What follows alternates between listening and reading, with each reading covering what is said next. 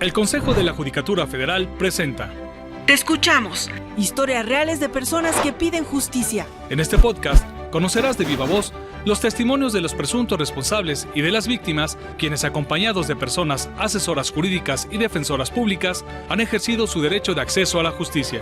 Aquí te escuchamos, te asesoramos y te defendemos. Síguenos en Spotify y en nuestras plataformas digitales. En promedio, en México, más del 40% de las personas que están privadas de la libertad no han recibido una sentencia. Es decir, aún no se determina su responsabilidad o su culpabilidad en los hechos o en las conductas delictivas de las que fueron acusados. Hoy vamos a hablar con dos expertos en materia penal sobre prisión preventiva oficiosa. Soy Verónica González, bienvenidos a esta segunda temporada del podcast Te Escuchamos. Pues qué bueno y qué gusto tenerlos aquí en esta nueva temporada del podcast Te Escuchamos. Javier Carrasco Solís, director ejecutivo del Instituto de Justicia Procesal Penal. Gracias. Qué bueno que estás acá con nosotros y nos da gusto saludar al abogado Jorge Andrés Solís Gutiérrez, defensor público federal. Muchas gracias por la invitación. Cuando hablamos de prisión preventiva oficiosa, prisión preventiva justificada, ¿por qué es importante, doctor, tener presente el principio de la presunción de inocencia? Bueno, primero tendríamos que definir... ¿Qué es cada una? Sí, primero vamos a hablar sobre medidas cautelares. Uh-huh. Y la medida cautelar es una decisión que toma un juez o una jueza para cuidar. Cautelar significa cuidar el proceso, para que la persona que enfrente el proceso pueda estar en las audiencias, pueda comparecer, no se vaya a fugar. O también, si la persona enfrenta el proceso, que no interfiera, que no obstaculice el proceso. Y por último, también para proteger a la víctima. Entonces, esas son las medidas cautelares. Dentro del sistema tenemos el principio del derecho de presunción de inocencia con 3 parámetros. Me voy a enfocar en el tercero. El tercero es que cuando una persona enfrenta el proceso, como se presume inocente, pues hay que tratarla como inocente. Y si tenemos a la persona en automático en prisión preventiva, pues hablamos de que no se presume inocente, sino que se presume su culpabilidad. Y ahí es donde choca la prisión preventiva automática, o en la Constitución establecida como oficiosa, donde en automático la mandamos sin un análisis sobre su posibilidad de fuga, de obstrucción o que pueda poner en riesgo a la víctima. Sin una audiencia y sin que se pueda defender, la mandamos a prisión preventiva en automático y ahí es donde se viola la regla de trato de la presunción de inocencia. Ahora, ¿por qué estamos viendo esta forma, como mencionas, de manera casi automática? La ley establece ciertos casos, ¿no? No siempre se le debe de dar esta medida cautelar. Sí, justo como decía Javier, hay que justificar la razón por la cual vamos a imponer una medida cautelar tan grave. En la ley hay 14 medidas cautelares, siendo la prisión preventiva la más grave de todas. ¿Por qué? Porque te interna en un centro penitenciario. Básicamente lo que estamos haciendo es sacarte de la sociedad e internarte en un centro penitenciario porque estamos presumiendo que te puedes dar a la fuga o que vas a intentar afectar a la víctima o el proceso en sí. Pero en realidad tendríamos que ser la última opción. Uh-huh. ¿Qué está sucediendo, como bien decía Javier? En la Constitución, más allá de las leyes, en nuestra Carta Magna, tenemos la prisión preventiva oficiosa.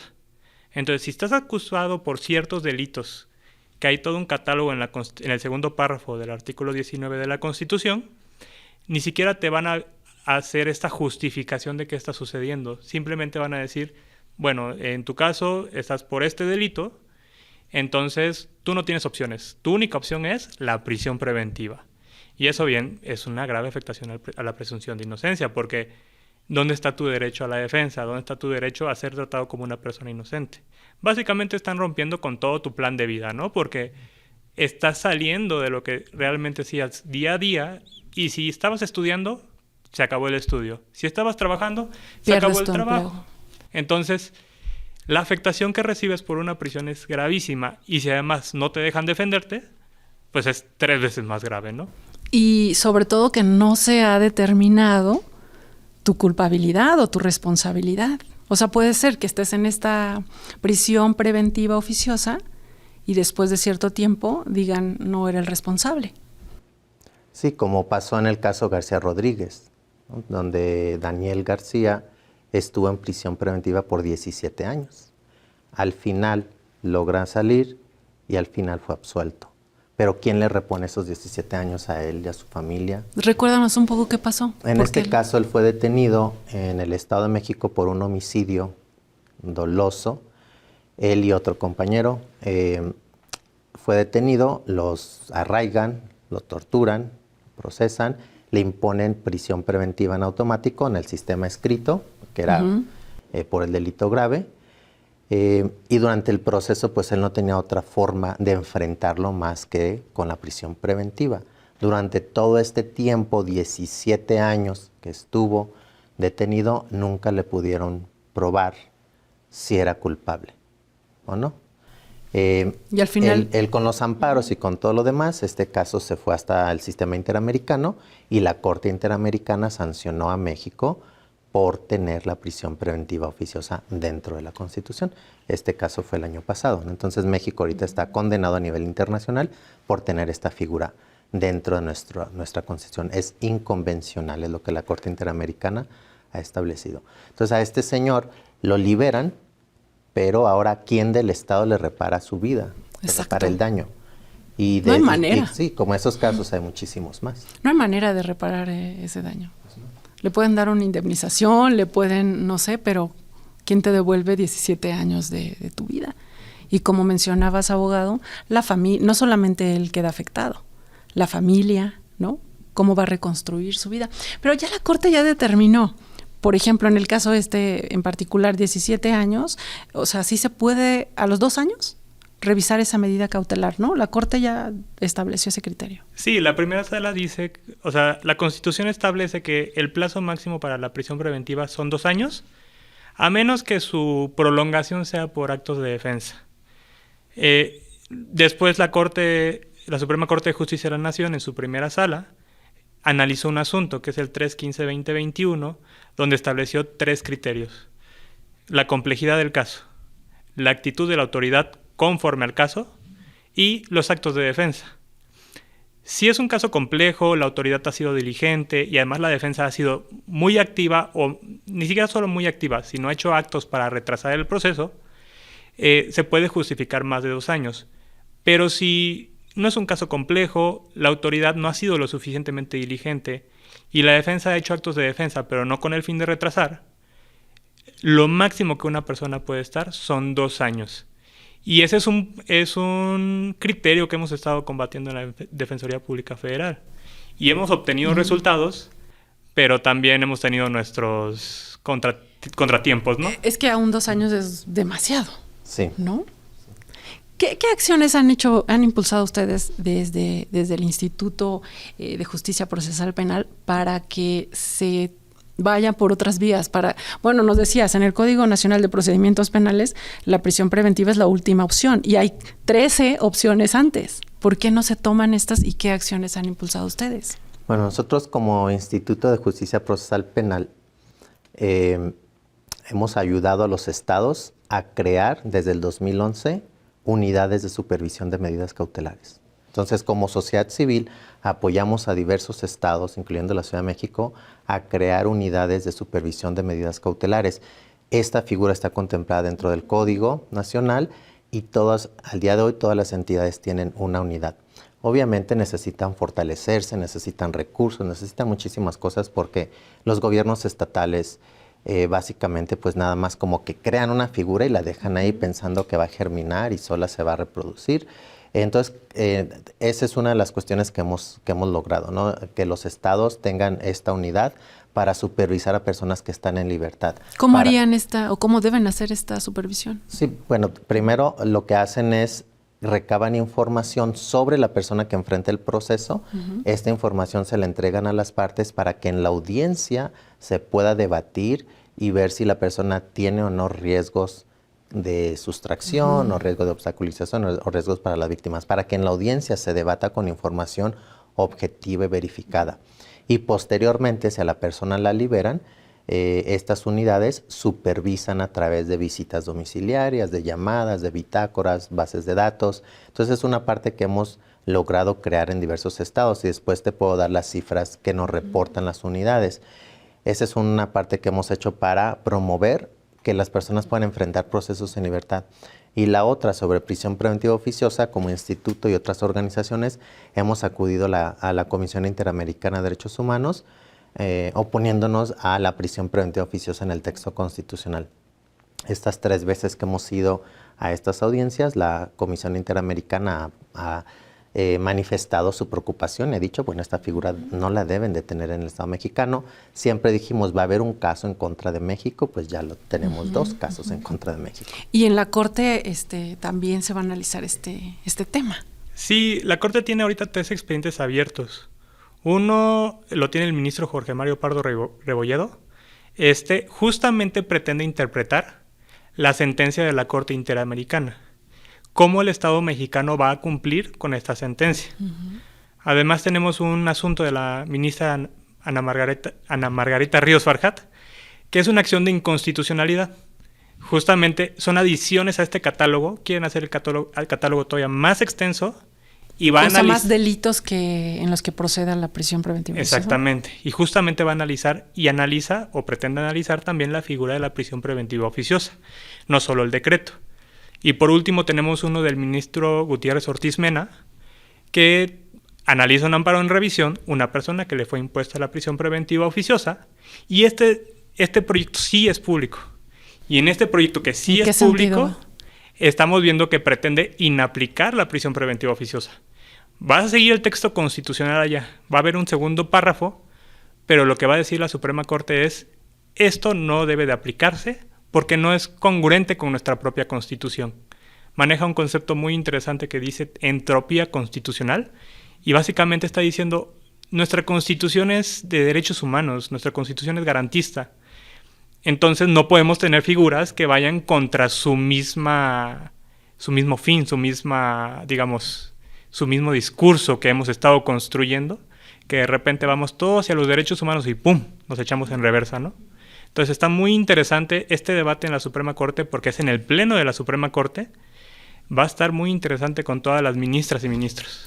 Y este criterio, como mencionabas, lo que haría es que ya no se pueda aplicar esta prisión preventiva oficiosa, pero la justificada sí. Sí. Entonces, bueno, sí, o sea, para entender también, porque hablamos mucho de oficiosa y justificada, la figura es prisión preventiva. Estos apellidos se las ponemos cuando nos conviene. Sí, en el largo acá jurídico, ¿no?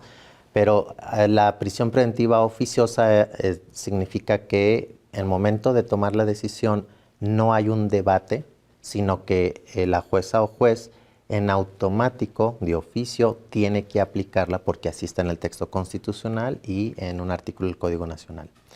Cuando no está el delito dentro de esa lista, entonces ahora se debate qué medida cautelar le van a imponer, una de las 14. Y si la Fiscalía solicita prisión preventiva, entonces ahora lo va a tener que justificar, ¿no?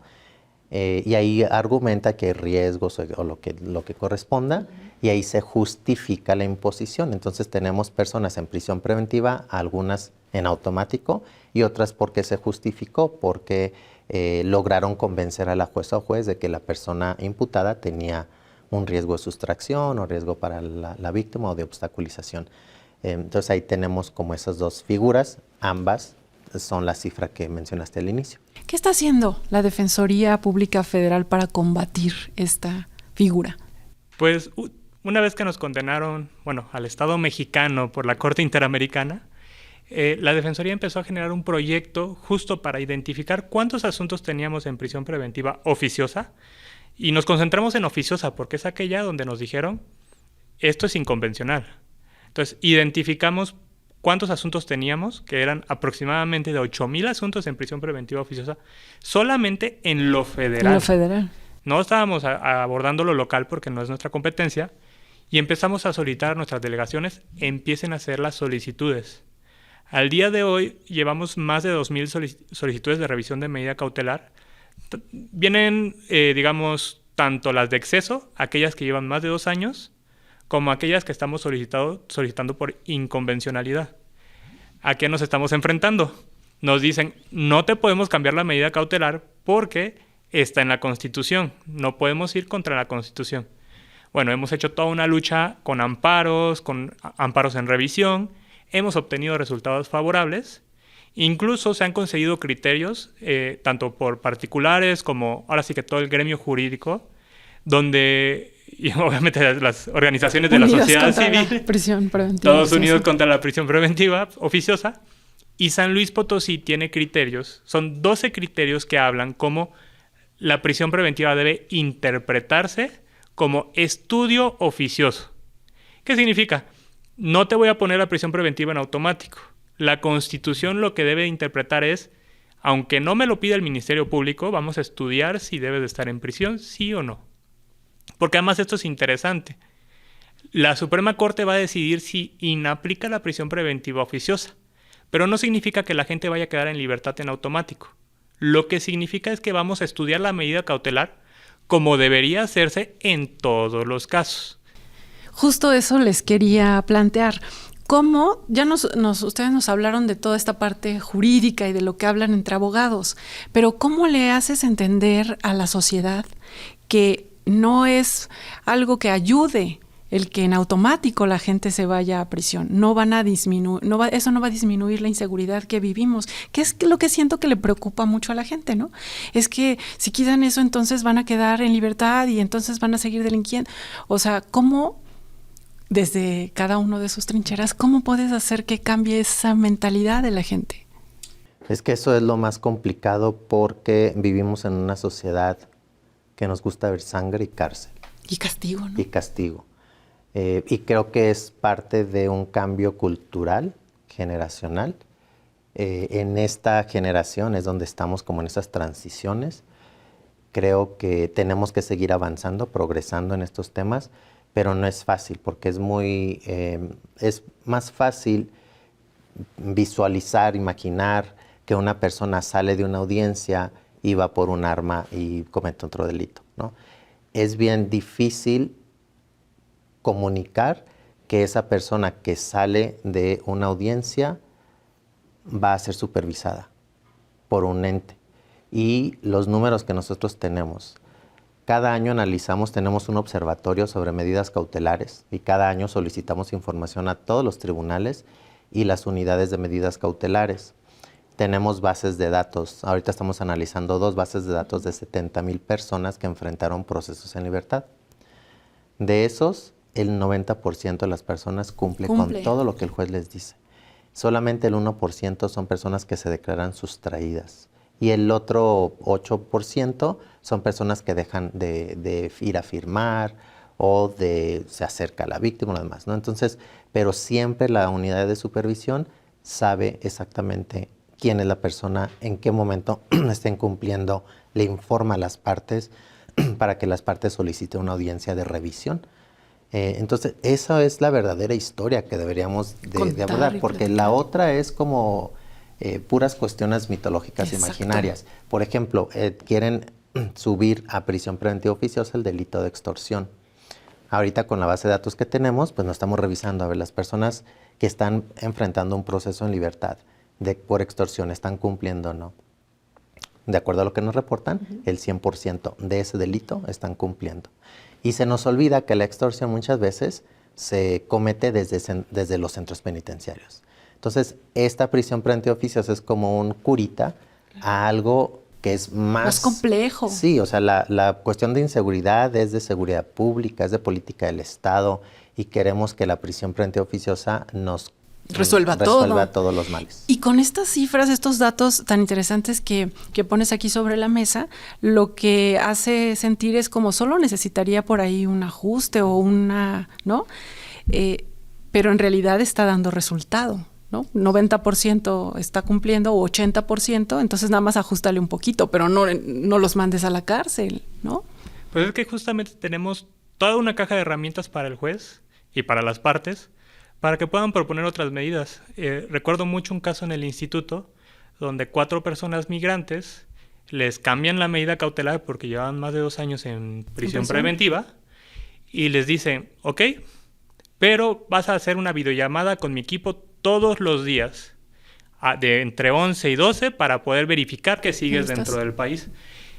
Y todos los días hicieron la videollamada, no incumplieron y además tuvieron que encontrar un celular porque eran migrantes que llevan más de 2 años, se consiguió el celular, se consiguió dónde iban a vivir y nunca incumplieron. Todos los días estaban en su videollamada.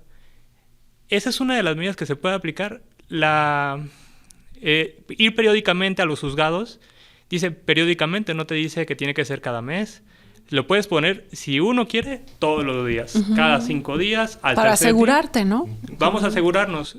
Hay una caja de herramientas muy amplia que además se puede manejar visitas periódicas, más garantía económica, más no acercarte a un lugar, más no molestar a la víctima. Podemos combinarlas, podemos hacer varias dinámicas, ahora sí que para dar la mayor seguridad, no solo al Ministerio Público, que es quien normalmente pide la prisión preventiva y el único autorizado para solicitarla, sino para que la víctima se sienta segura.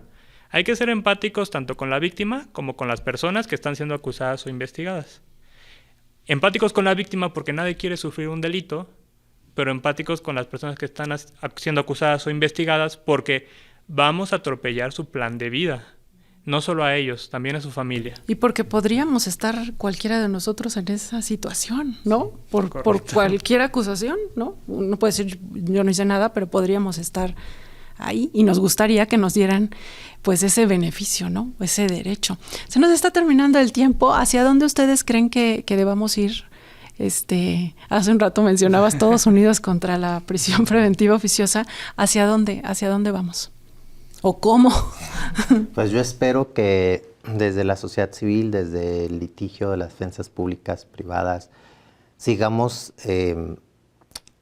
pugnando por que se elimine la prisión preventiva oficiosa y también estar preparadas y preparados para exigir que los gobiernos estatales y el federal siguen construyendo las unidades de supervisión, porque también vemos que si no tenemos una unidad de supervisión para atender todos los casos, ahí puede haber un desequilibrio. Entonces, tenemos que trabajar en las 2 vías, construir y fortalecer las unidades que ya existen y por el otro lado, aparte del litigio, para que se desaplique la prisión preventiva oficiosa y eventualmente alguna legislatura la decida eliminar de la Constitución.